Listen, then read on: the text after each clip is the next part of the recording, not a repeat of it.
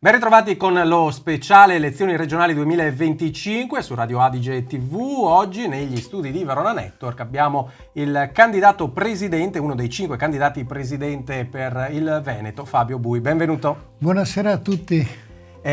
Popolari per il Veneto. Allora ci spieghi questo progetto politico? Progetto nato un anno fa sulla spinta di alcuni amici amministratori e anche amici che si interessano di politica e soprattutto si interessano di Veneto. A noi la risposta è quella veneta. Avevamo un modello, ripresentare il modello della CDU bavarese piuttosto che la Volkspartei in Trentino Alto Adige come modello di difesa degli interessi del Veneto. Io dico sempre lontani dai partiti, vicini ai veneti. Perché non contro i partiti? Attenti che non ho detto contro i partiti, ma lontani perché oggi la nostra risposta e proposta che vogliamo dare con questo movimento è rispondere al territorio, non ad altre forme, non al consenso del partito, ma al territorio. Oggi la campagna elettorale si sta tutta giocando su quanta percentuale di voti prenderà Fratelli d'Italia piuttosto che la Lega, nemmeno su chi vincerà le elezioni. Invece noi diciamo il consenso non serve a nessuno, tanto che abbiamo la riprova nella percentuale di disaffezione al voto, che anche qui nel Veneto probabilmente raggiungerà limiti mai visti per una regione come questa abituata a votare oltre l'80%. Allora torniamo, io dico sempre, torniamo al pianeta Terra, quello dei bisogni concreti, e lo facciamo con sto modello politico, un partito di rappresentanza che non si consideri più il tema padroni a casa nostra, ma protagonisti a casa nostra, protagonisti in tutte le sedi istituzionali per le risposte concrete, concretezza e sobrietà. Ecco, magari per i cittadini veronesi lei non è conosciutissimo, allora ci spieghi per sommi capi, insomma, la sua esperienza amministrativa. Io sono stato eletto sindaco, prima vice sindaco, 10 anni di vice sindaco del mio comune che è Loreggia, in provincia di Padova, ai margini tra le 3 province. Padova e Venezia è un comune baricentrico tra le 3 province, Padova, Treviso e Venezia. Poi ho fatto 2 legislature anche in contemporanea a quella del sindaco, con la legge nuova in provincia, i consiglieri, ho fatto il presidente, deve essere per forza un sindaco, e quindi ho fatto 2 mandati in provincia di Padova, di cui uno vicepresidente e uno presidente, e poi ho diretto per 2 legislature il Consiglio delle Autonomie Locali in seno al Consiglio regionale del Veneto. Cos'è il Consiglio delle Autonomie Locali? È quell'organismo voluto recentemente che esprime pareri su tutte le norme regionali che hanno influenza e impatto sulle autonomie locali. I sindaci danno un loro parere in un consesso organizzato in seno al Consiglio regionale per vedere e valutare quale impatto queste leggi hanno poi nelle autonomie locali. Ecco, siamo a un'elezione che è un po' un momento cardinale per il Veneto. Si chiudono 15 anni di epoca Zaia. Luci e ombre di questa epoca, secondo lei? Dico subito che l'esperienza Zaia si chiude con un problema: non c'è una visione di Veneto. Qual è lo sviluppo che ha pensato Zaia per il dopo Zaia? Noi abbiamo ancora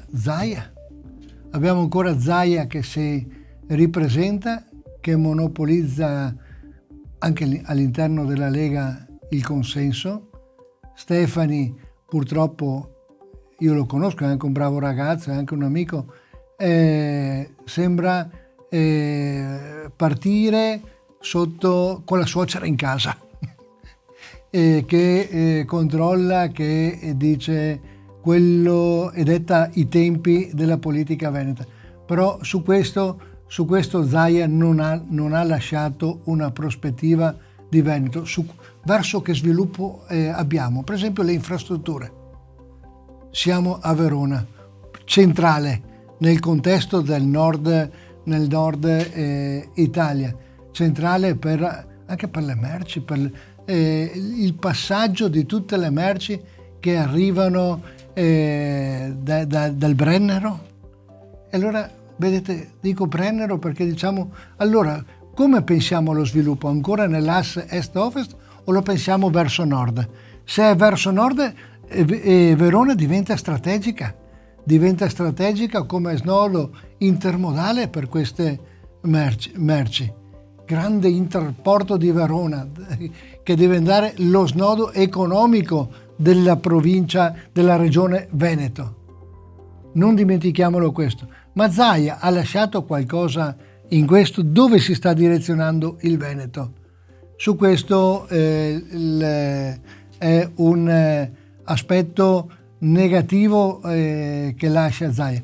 Poi di positivo ha, e che un po' gli invidio anche, la capacità mediatica di raccontare e creare anche qualche illusione che l'ha portato ad essere il presidente più amato dagli italiani. Non so se si riferisce all'autonomia.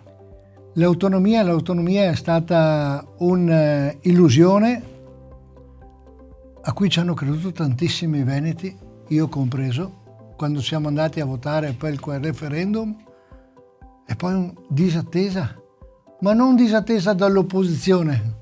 L'opposizione non ha i numeri assolutamente per bloccare niente.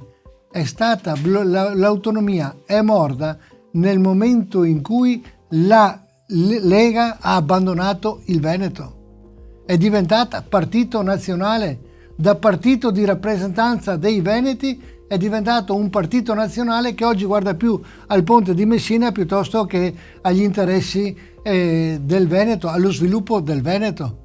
Quelle risorse che oggi vengono concentrate in Sicilia, sullo stretto, oggi avrebbero potuto benissimo risolvere tantissimi dei problemi del Veneto, prima fra tutti quello della sanità.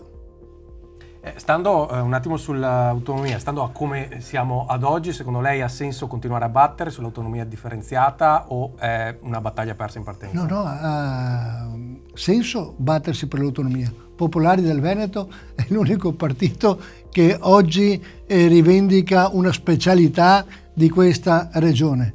Una regione a statuto speciale con dei rappresentanti in seno alle istituzioni nazionali che rivendicano l'identità veneta, che rivendicano maggiore attenzione dallo Stato centrale verso il Veneto, che rivendicano di essere considerati non solo perché portatori di gettito fiscale, ma per essere portatori di un'identità, di una laboriosità che va rispettata. I nostri imprenditori, le nostre genti vanno rispettate. Oggi dobbiamo assistere che tutto viene deciso altrove, compresi i candidati, presidenti, o a Roma o a Milano, e poi qui nel territorio non abbiamo più nessuna capacità o possibilità di scelta. No, guardate, non funziona così per il Veneto. È capace di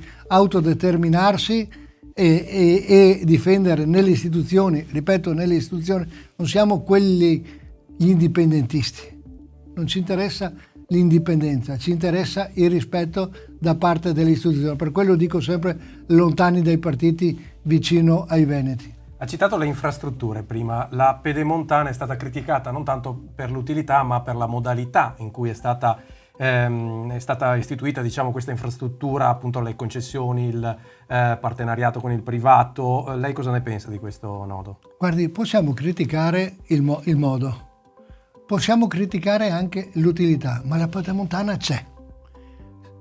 Se c'è chi ha inquinato, va perseguito. Se c'è chi ha rubato, anch'esso va perseguito. Ma la Pedemontana c'è e dobbiamo farla diventare performante rispetto ai bisogni economici del Veneto. e quindi dobbiamo farla diventare la direttrice economica verso i mercati europei di ampia parte di questa regione.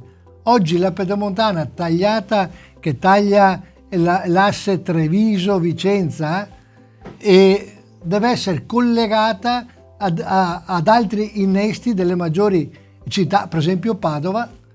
Manca pochissimo per collegarla, e Padova deve passare per il Veronese per collegarsi con il Brennero. Perché non colleghiamo il traffico commerciale e economico tramite la Pedemontana?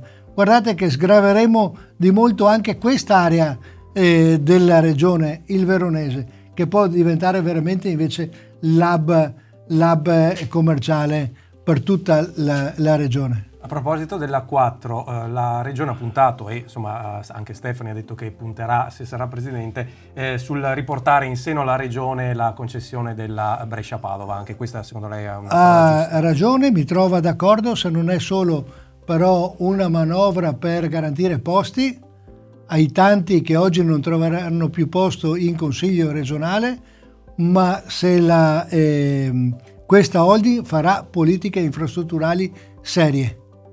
E l'ho detto, le politiche infrastrutturali serie, oggi l'impresa ci chiede di guardare verso nord. Allora su questo benissimo le holding, benissimo i consigli di amministrazione, ma poi valutiamoli per quello che fanno, perché abbiamo tantissimi consigli di amministrazioni che sono solo poltronifici che poi non servono. Valutiamoli, io sono d'accordo comunque per una holding autostradale. Senta, abbiamo parlato di strade e autostrade, ma poi il 70-80% della cassa regionale va in sanità. Qui ovviamente si aprono tantissimi temi. Secondo lei quali sono le priorità? Liste d'attesa. Dico una banalità perché tutti la stiamo dicendo, però le liste d'attesa a risorse invariate le risolviamo se facciamo lavorare, ristrutturando tutto il personale che c'è e rimodulando la presenza, facciamo funzionare i migliori professionisti che ci sono nella sanità pubblica, le migliori attrezzature tecnologiche che ci sono nella sanità pubblica, soprattutto nella diagnostica, le facciamo funzionare fino ad esaurimento delle liste almeno 24 ore al giorno. Non possiamo pensare che la diagnostica non funzioni 24 ore al giorno, come funzionano i reparti. Dobbiamo riportare a zero le liste d'attesa, garantendo un maggior spazio orario di lavoro per queste macchine, per questi professionisti.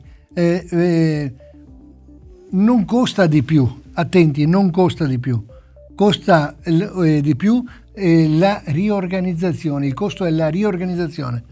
Noi politici abbiamo sempre un alibi, dire ma non ci sono i soldi. Proviamo, e il compito di un amministratore regionale che si candida per governare questo ente così impegnativo è quello, a risorse vigenti, di migliorare la situazione e dopo aver capacità di visione per portare a casa altri soldi. Ma oggi non possiamo pensare che di governare con quello che forse non avremo.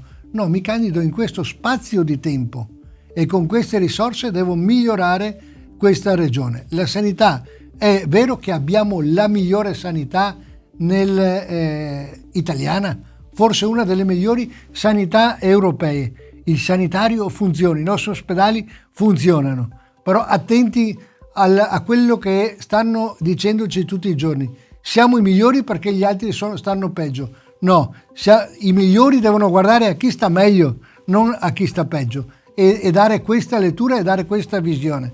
Noi oggi ad ogni ambito ci dicono ma guardate, c'è anche chi sta peggio. No, non si fa così. Le eccellenze degli ospedali veneti non si discutono, poi però il cittadino spesso si scontra anche con la medicina del territorio, quindi mancano medici di famiglia e insomma manca un po' la rete, e poi la gente va in pronto soccorso, intasa gli ospedali, eccetera. Guardi, nel Veneto, grazie alla riforma di una veneta, Latina Anselmi, abbiamo le ULSS, il sanitario, e abbiamo detto è un'eccellenza, funziona, ma ci siamo dimenticati della seconda S, che è il sociale. Cominciamo a ripensare al sociale in maniera seria, e il sociale va nel tutto l'arco della vita. Oggi si dice, e sento spesso, dobbiamo creare più case di riposo. Case di riposo, se c'è bisogno, si fanno per coloro che non hanno un'autosufficienza. Per gli altri possiamo pensare ad altri modelli, per esempio per gli anziani, per esempio il co-housing, dove possono comunque, avendo delle capacità ancora esprimibili, di metterli magari assieme in appartamenti, magari coppie seguiti da qualcuno, ma dove possono vivere la loro vecchiaia, esprimendo ancora un qualcosa, non metterli nelle case di riposo. Ma non è il tema del sociale legato solo agli anziani. Ci sono per esempio le giovani coppie. È mai possibile che oggi una giovane coppia non possa avere, non voglia avere figli perché mancano le strutture di ricezione dei figli, gli asili nido, non ci sono stipendi incompatibili con il crearsi una vita normale, i 2.000 euro al mese di cui si parlava anche recentemente nella finanziaria, è uno stipendio che una volta era anche performante rispetto ai bisogni, oggi è uno stipendio da soglia di povertà. Allora su questo cominciamo a fare tutta un'analisi: cos'è il sanitario e cos'è il sociale. Oggi il sociale, investire nel sociale è quello che dà risparmio rispetto al sanitario, perché non ti fa andare nel sanitario. Allora sul sociale è ampia la gamma che oggi rimane inespressa e dove non si sono trovate alcune risposte da parte negli ultimi 15 anni del governo Zaia. Un altro problema dei giovani, ma anche appunto delle persone in situazioni di fragilità, è quello della casa. Nelle città, appunto, soprattutto le città turistiche come Verona, Venezia, si dice che insomma i centri storici sono un po' assaliti dalle locazioni turistiche e cacciano i residenti, però insomma il problema della casa è trasversale. Qui cosa si può fare? Una grande edilizia popolare, ma non gli alveari. Quando dico edilizia popolare, non penso agli alveari dove gli italiani, per esempio, non andrebbero.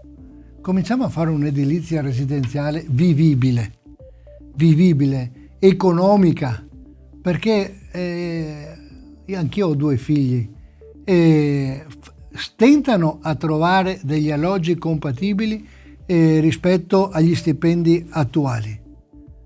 Lo ripeto, oggi la gran parte dei nostri ragazzi che accedono al mondo del lavoro non hanno stipendi che possono permettere, o devi lavorare in 2, ma anche in 2 fai fatica. E allora cominciamo un grande piano di edilizia economica, sostenibile e vivibile.